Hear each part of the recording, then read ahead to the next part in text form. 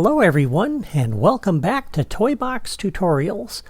I'm back in my Game Grid toy box today, along with Sorcerer's Apprentice Mickey, and we're going to take another look at the remote controller as we build another game that uses it. And this new game is going to sit right over here.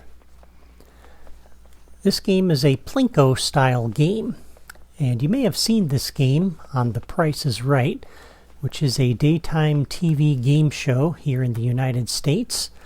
Or you may have seen it in a casino or some other video game, but in case you're not familiar with it, basically you drop a ball into a vertical playing field filled with pegs, and you want to try to get the ball into one of the higher scoring bins at the bottom. But the ball bounces off the pegs as it falls, and that makes its path somewhat unpredictable. And it's a fun little game and pretty easy to build. Now, I know I'm spending a lot of time with the remote controller, but as I've said before, it's because I want you to see that this toy can be used for all kinds of things, not just a pinball game. So far, we've seen how to use the remote controller to control the flippers in a pinball game, which is the typical way you see it used. But we've also seen how you can use it to control an object like a physics ball and move that ball around a playing field. This time we're going to use the remote controller to drop a ball from the top there. And we're going to use it to indicate when and where we want to drop a ball. And before we do anything else, let me show you how this game is played so you know what we're going to build today. So we'll step on the challenge maker. Start the challenge, and away we go.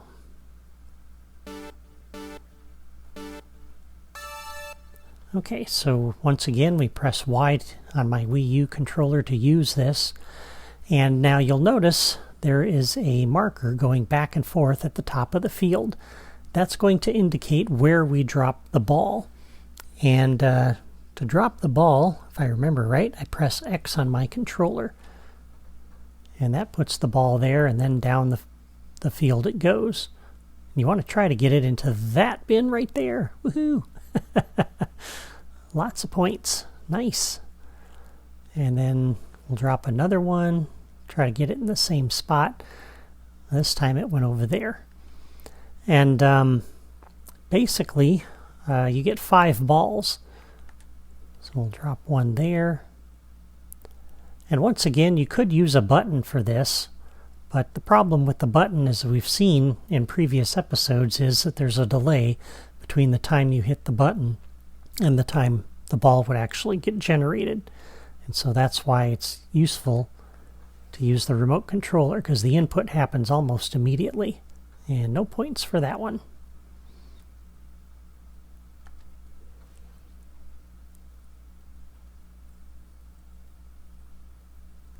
And there we go. That should do it. See you real soon. And there's our final score. So it's a pretty fun little game, pretty easy and very simple. There's a lot you can do to expand on this, but I'll talk more about that a little bit later maybe, if I remember. But now that you've seen this in action, let me show you how to build it, and I'll show you how we use the remote controller over there to indicate when to drop the ball. Okay, so here we are in our build toy box. As you can see, we haven't really started on this here yet. I have placed down some creativity toys ahead of time, but I'll get to that shortly. And I'm not quite sure how long this video is going to be, because we're going to build this thing in its entirety in one video. But we'll see how things go here. Hopefully this won't take too long. But we're going to begin with this large block wall, and we want to flip it around so that it's hanging off the edge of the terrain like that. We're going to go 2 nudges over and put this up against the edge of that block. And this is going to be the backdrop for our game board. And you could set the style on this to be anything you want, but for mine, I'm using the Tomorrowland tile. I'll set that to be the theme.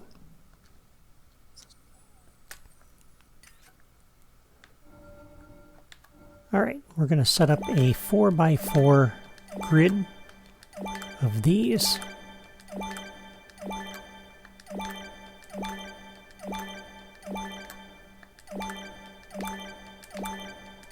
and that's our playing field. And then we're going to need a wall on this side of the thing, just to keep the ball from going out of the playing field.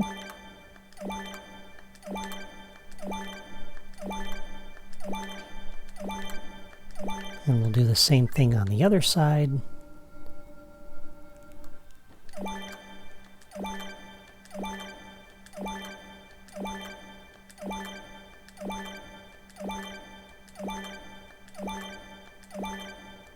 Like that.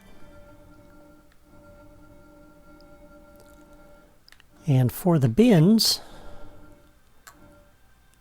we're going to place these. Let's see, how do we want to do this? Let me pull up my screen grab to make sure I get this right. Yeah, we're going to flip this around like that, just to make sure the ball has ample opportunity to get into the bin. And we're going to put a row of these across the front. I'm going to change the texture on these in a moment. And then we're going to put a divider in here every 2 walls.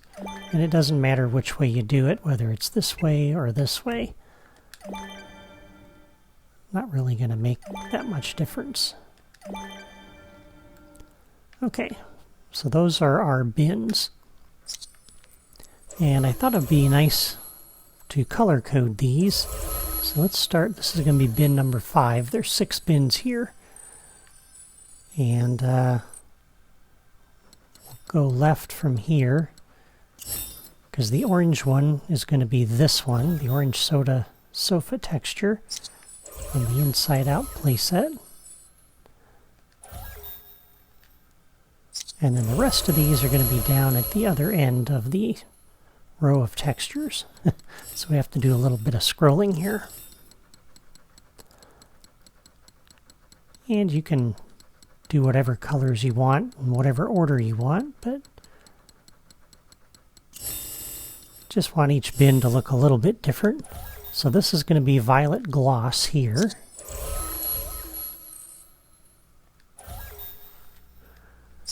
And the next one is going to be blue gloss.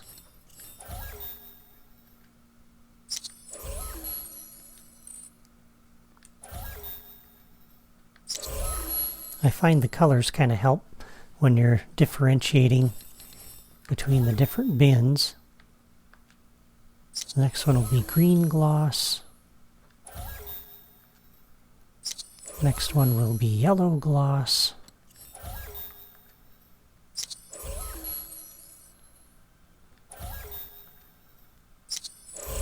And to me, if you're going to build a carnival type game, bright colors is always good.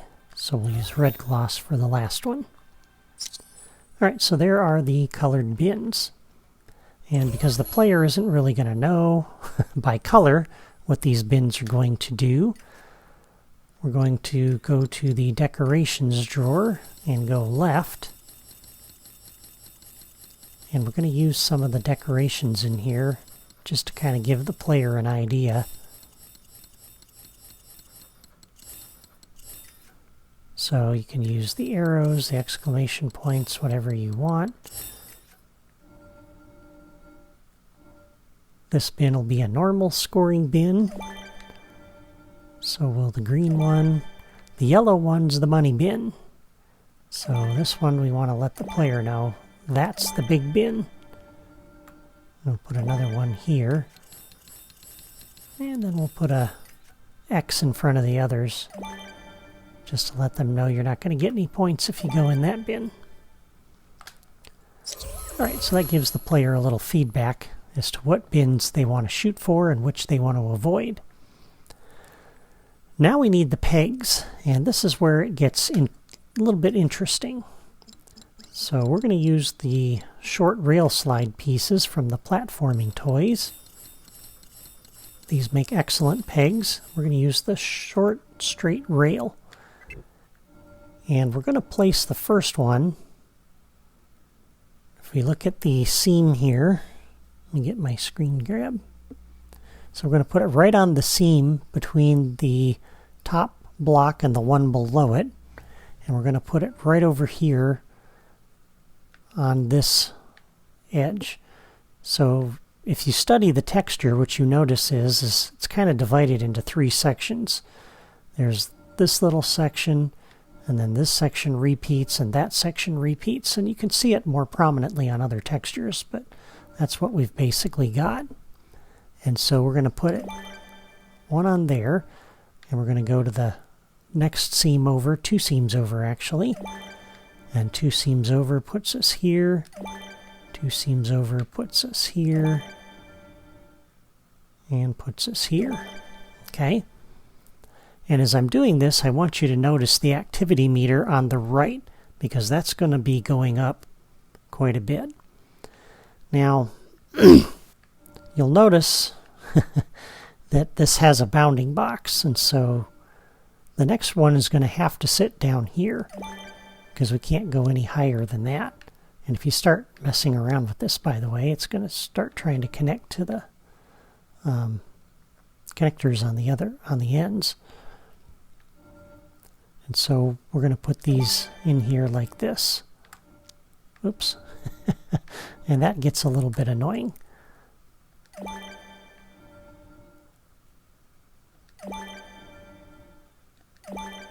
Okay. And you're going to do that all the way down. And then the next row, we're actually going to offset this a little bit.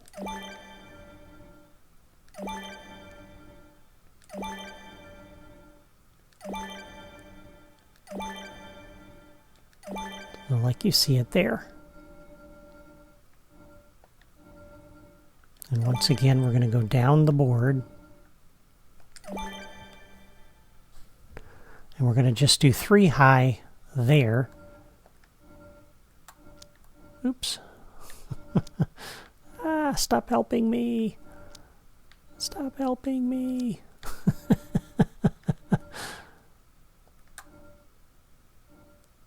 All right. And then we're going to go across here and just fill in the pegboard.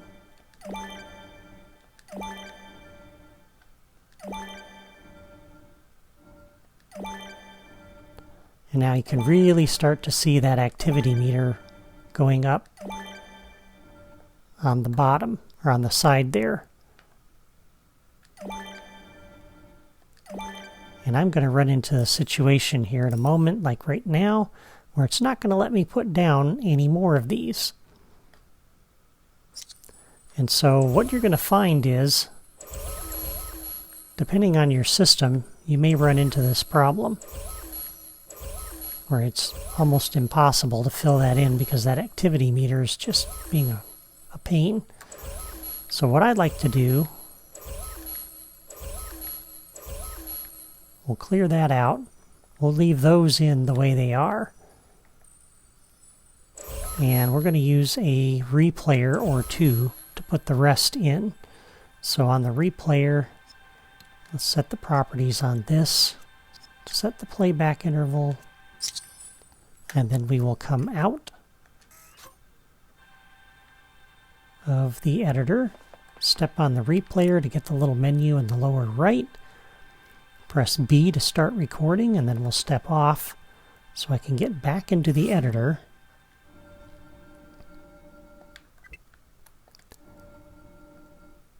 And then we can continue building this little board.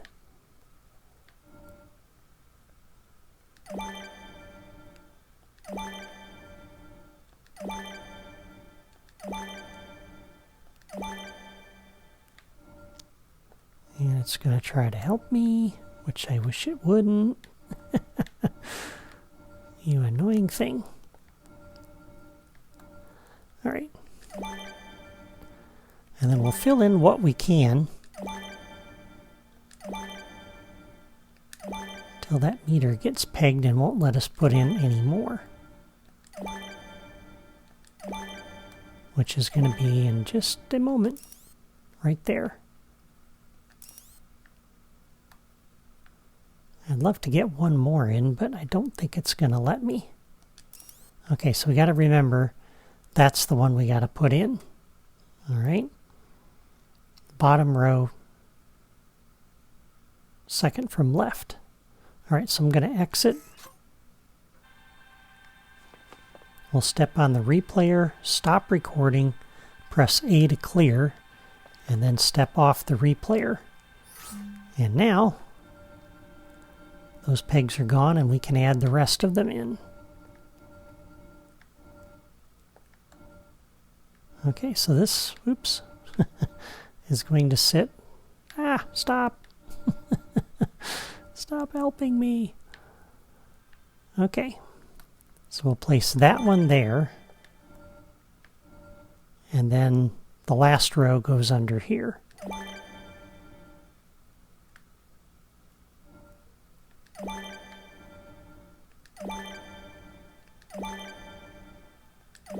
There we go. And so now we can exit.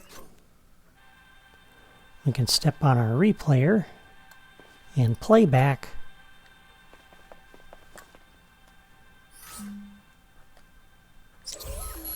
And now we have all of our pegs in there. So I wanted to show you that because that's how you get all those pegs in if you're on a slightly less powerful system like my Wii U, or if you decide you want to build a much bigger board than what I've got here. All right, and then you can leave them like that, or you could have styled them first if you wanted, but I'm going to leave mine like that for now. Okay, and now we're ready to start building the game. Well, we're going to need some creativity toys. I've already placed down the remote controller, and again, all I've done is place these out of the Creativity Toys drawer. I've put a locator right on top in the middle, like we've done for our other two games. And I've got two other locators sitting out here, and the blue dot on all of these is facing away from our camera. We have a challenge maker, and I've lined that up with the end of the bridge over there. We have a time delayer, a falling object generator, an effects generator. We have two logic gates. I've placed one here and one here, a counter, a scoreboard, and we've already used our replayer. All right. There's a couple of other creativity toys that we're going to need, and I wanted to put these in as I was building this. So let's go back to the blocks drawer first. We need to put the target camera in here so we can see the entire board. But there's a specific height and place it needs to go to see the entire board without being too far away. So we're going to use these little blocks to kind of help us out. All right, so this is going to sit, if you notice at the end of this, there's a really large gray strip, okay? So we're going to place this on the dotted line and back like that. So you're going to position this block here. I really want this to be here, but the bounding box won't let me do that. So we'll place that there, and then we'll go up and place the next one here. And then we'll use a tall block, and then we'll put in our target camera. So back to the Creativity Toys drawer and our target camera. All right. The next thing we need is our path. That's actually the last creativity toy that we need. And this is going to be where the marker goes back and forth as to where to drop the ball. We want to center this over the pegs. And we're going to put this one, if we come to the very right of this, one mark over. So we're a third of the way up on that tall block.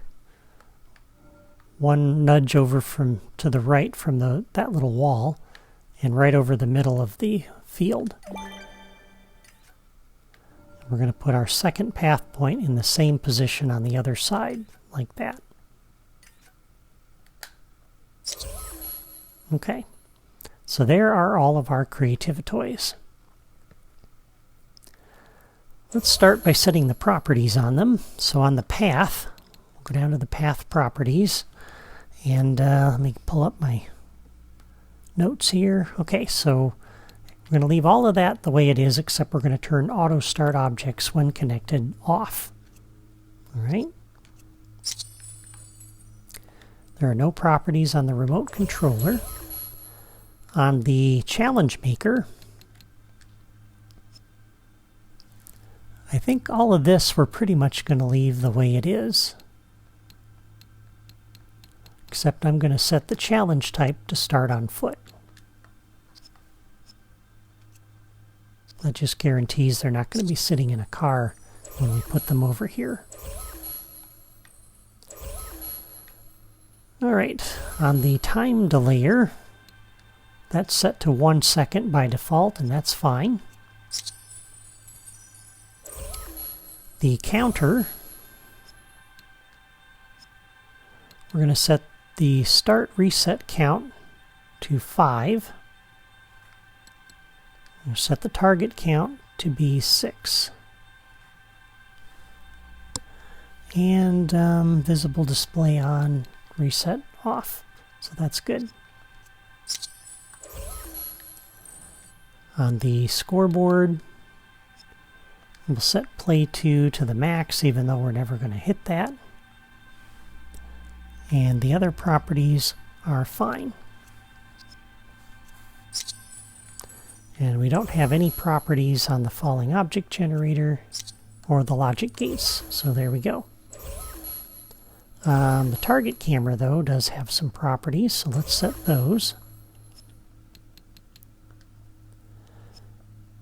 So these are fine. Glow through is off. The camera target is going to be the connected locator, which I'll connect in a moment. And the rest of these are all fine. So on the camera, we'll do a new locator connection. We're going to connect up to this locator.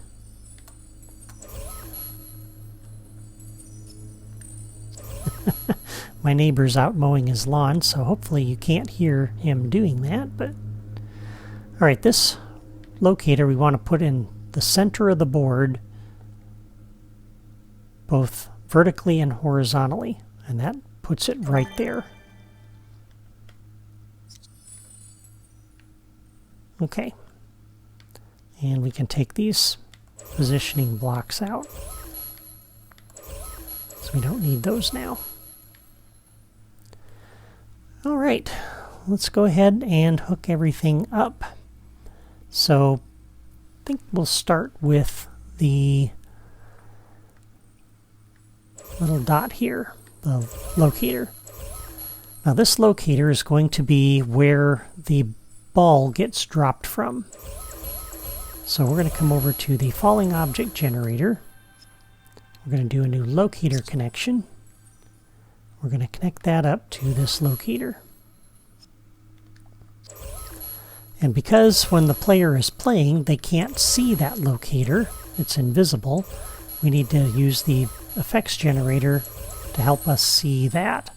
And so we're going to connect that up, excuse me, connect that up to the same locator.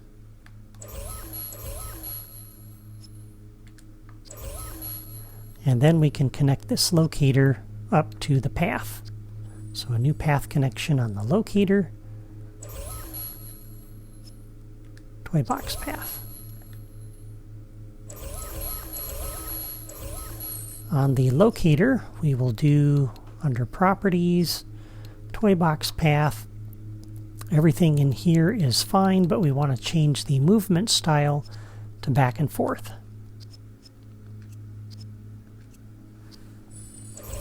All right, so that takes care of that.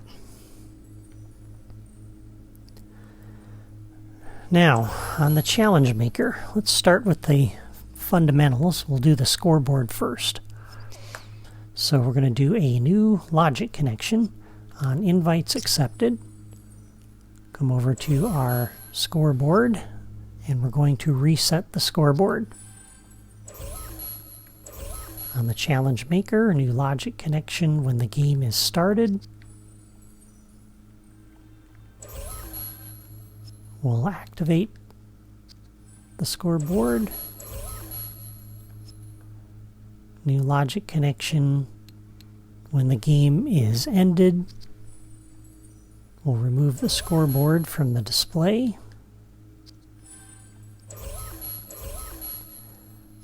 And new logic connection when the results window is closed at the end, we'll deactivate the scoreboard.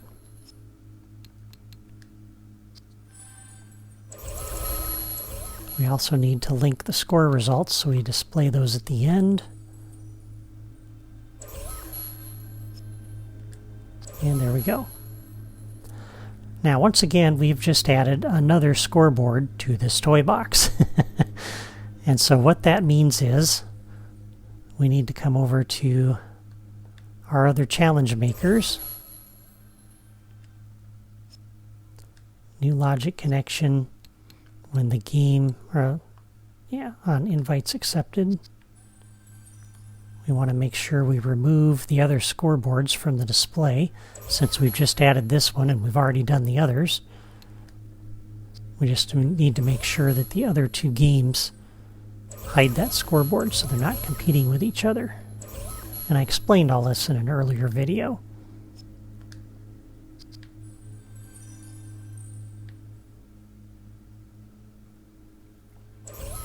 But just by way of reminder, and likewise, this challenge maker needs to hide those other two scoreboards.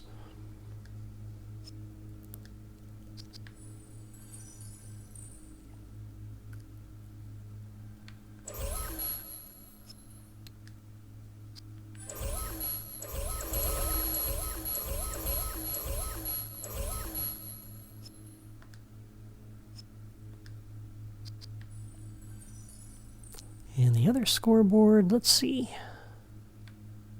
It's been a few weeks since I was in here. Let's see if I can find that scoreboard. There it is.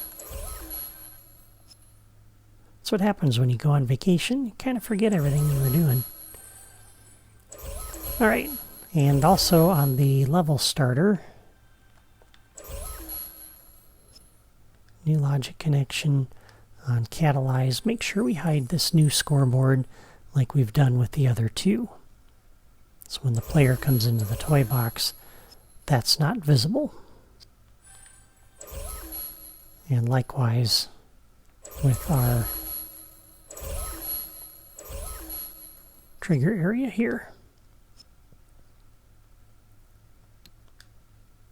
When exited by player any. Let me cancel. Is that how I did it for these other two? Yep, exited. Player 2. So new logic connection when exited by player 2, because player 2 again will be coming into the toy box, and that'll cause this to redisplay.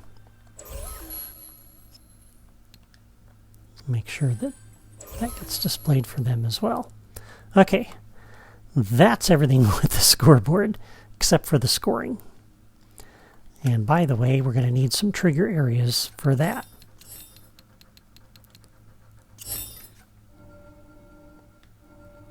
So we're going to place these inside these little bins. And you could resize these. It's easier just to do this than to try to resize them and spend time doing that, which you could do if you wanted, but it's easy enough just to do that. Okay, so that's it for the scoreboard. Let's set up the counter. The counter is going to keep track of the number of balls, and the player is going to get 5. So on the challenge maker, a new logic connection. On invites accepted, we want to come over to our counter and reset it. And that will set the the target count to be the value we put here, which is 5.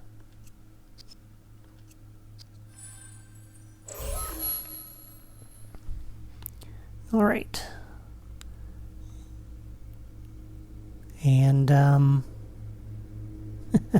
so many things here to cover. I'm trying to figure out the best way to do this. All right. We'll do a new logic connection on the challenge maker, on invites accepted. Is that right? Yeah. We're going to come over to our effects generator, because again, that locator isn't going to be visible. So in here, we're going to play looped. Under the explosions category, we're going to do the subtle fireball. That just creates that little glowing ball. And then when the game's over, we want to turn off that effect. So a new logic connection when the game is ended.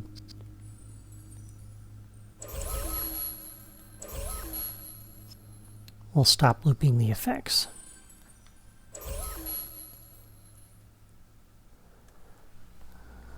Okay. So that takes care of that. On the challenge maker, we're going to do a new locator connection. And we're going to connect up to this locator. That will be player 1's start location.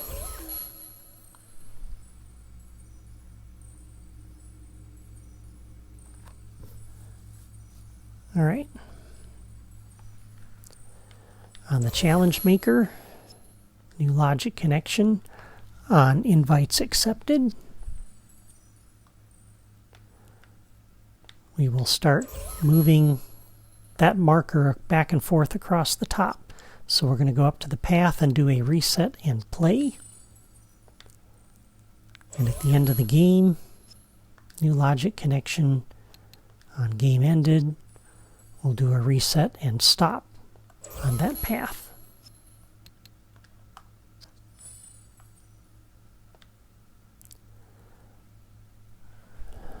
Okay. Now,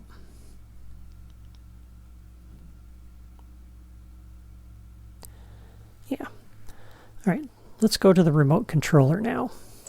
And this is where we get to the whole point of this video. So we're going to use this to determine when to drop the ball, all right? And we only want to do this at certain times. So when there's no ball, we want to let the player drop it. But as soon as we have a ball in the field, we want to prevent the player from dropping another one, because we don't want multiple balls going through here. We want to kind of space this out. And so what we're going to do for that is we have a logic gate over here. And we're going to use this to control when the player can and cannot drop a ball. All right? So initially, we don't want the player to drop one at all. And so we are going to close this gate initially. No, that's not true. Sorry. I was looking at the other logic gate. All right, we'll go ahead and leave that open by default. And let's just make sure that does stay open. So we'll do a new logic connection on invites accepted. We'll make sure this gate is in the open state. So the game will start. The player will be placed over here, and then they will activate this controller.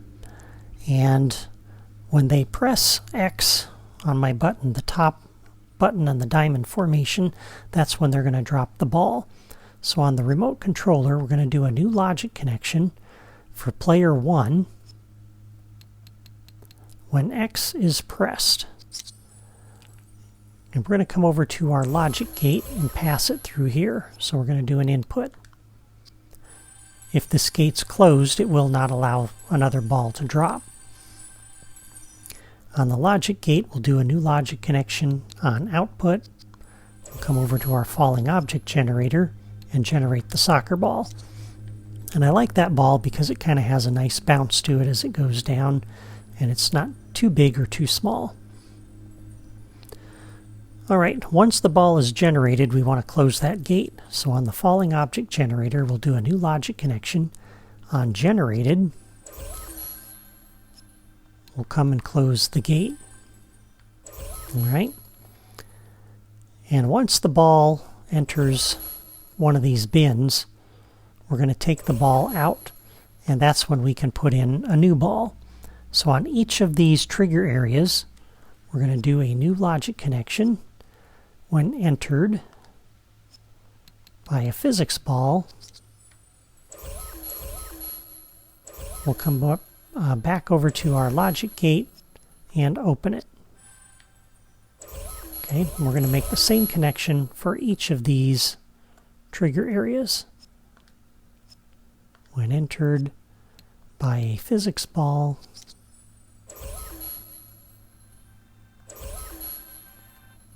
we're going to open the gate. And I don't know, I'll do one more.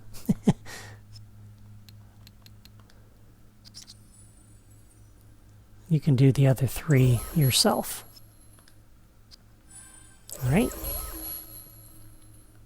And then at that point, once the ball hits the bin, then the player can press X and generate their next ball when they're ready.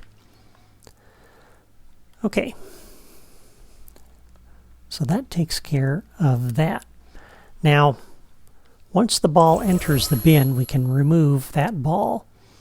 And so if I just go directly to the falling object generator to do that, what will happen is the ball will actually the bottom edge of the ball will just touch the top of this and vanish. We want it to actually drop into the bin. So we're going to use a time delayer for that. And that's what we have over here. The 1 second delay will allow the ball to finish dropping into the bin before we remove it. So on each of these 6 trigger areas, you're going to do a new logic connection. When entered by physics ball, you're going to come over to the time delayer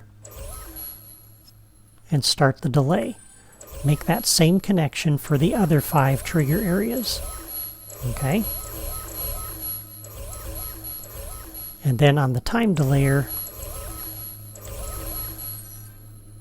we'll do a new logic connection on delay completed, come to the falling object generator, and remove all.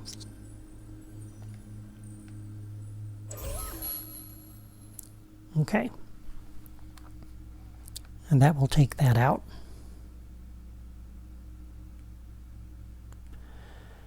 Now the other thing we want to do, in addition to generating the ball, when the player presses the X key, on my Wii U it's the X again, we also need to change the count of the balls because they only have 5. So on the remote controller, we'll do a new logic connection for player 1. When X is pressed, we're going to come over to the counter and we're going to decrement by 1. All right. And that counter will keep track of the number of balls. So they're only going to get 5.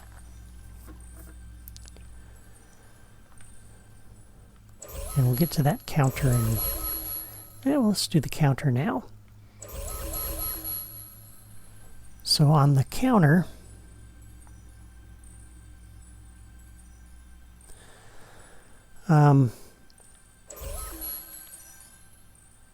once they've dropped their final ball, then we want to end the game, but we have to wait until the ball falls in the bin.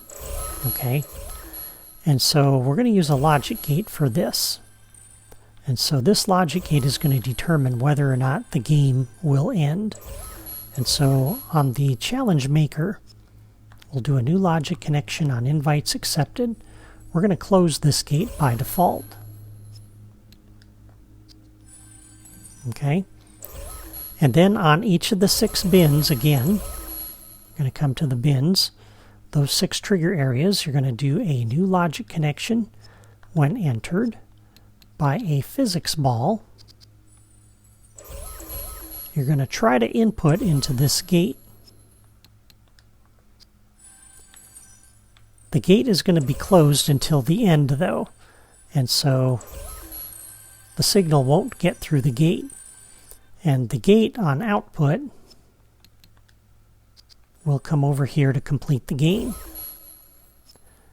So every time a ball falls into one of these bins, it's going to try to pass that signal through the logic gate. The logic gate will be closed, so it's not going to end the game. And so we want to wait till the end of the game to open that gate, and that's controlled by the counter. So on the counter, we'll do a new logic connection. When 0 is reached, then we'll open the gate. And so when that final ball hits one of these bins, it'll try to send the signal through the logic gate. This time it'll be open, and it'll be able to come over here and complete the game. So again, you're going to make that same connection that we just made for this one on all of these. You're going to try on every one of these other 5 trigger areas to input into that gate.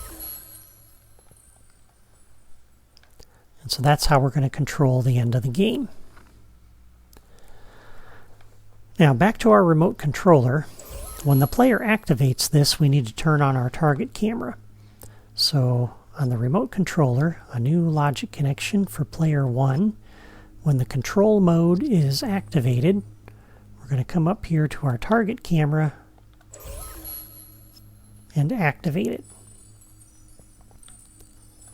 And likewise, when the game is over, we want to turn that camera off. So on the remote controller, a new logic connection for player 1. When the control mode is deactivated,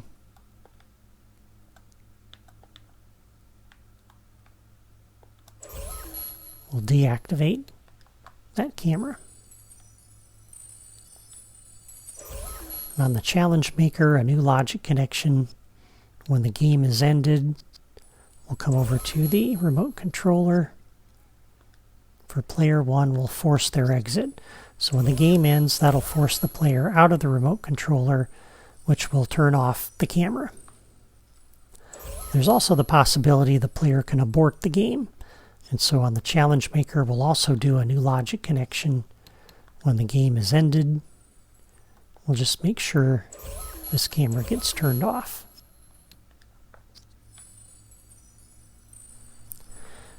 All right, let me double check my notes because I think that's just about everything.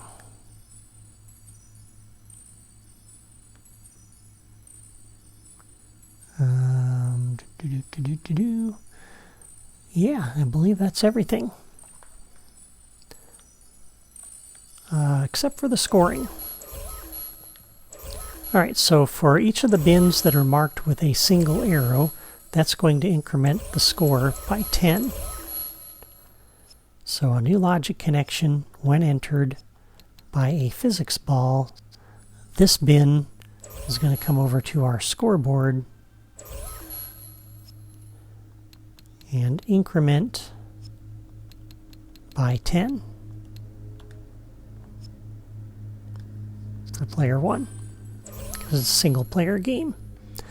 Make that same connection for this bin and this bin. For this bin, new logic connection when entered by a physics ball. We'll come over to our scoreboard, and increment the score by 25 for player 1. And the other 2 bins will not connect to the scoreboard because those will not change the score. Okay, so that's it for that. That's it for that. All of these are done except for connecting up the other trigger areas. And that's pretty much the game right there. Now, if you want to expand on this at all, again, you can make the board bigger. You can add more bins. You'll have to back up your camera if you do that. You could also have bins, like a special bin that will award an extra ball. And so you could have a bin increment the counter by 1 and give them another ball in addition to a score. So this would be maybe instead of this symbol, We put that back. You could use like this one or something to indicate that the player is going to get not only a score but another ball. So that gives them another way to shoot for the that particular bin, so that they can get a another ball and keep the game going and get their score higher. So there's lots of different possibilities here for things you could do, but I'll leave the rest to your imagination. But that's another way of using the remote controller to indicate when you want to drop or launch a ball. This toy has so many uses, and you can do so many things with it besides just controlling pinball flippers, and hopefully these videos are giving you some ideas of how to use the remote controller.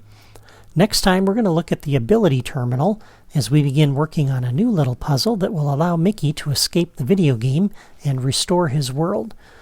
Before you go, please hit the like button and leave a comment to let me know what you think of my Plinko game. And as always, if you haven't subscribed to my channel yet, you can click my photo in the lower right corner of this video. That's all for today. Thank you for watching and have a great weekend.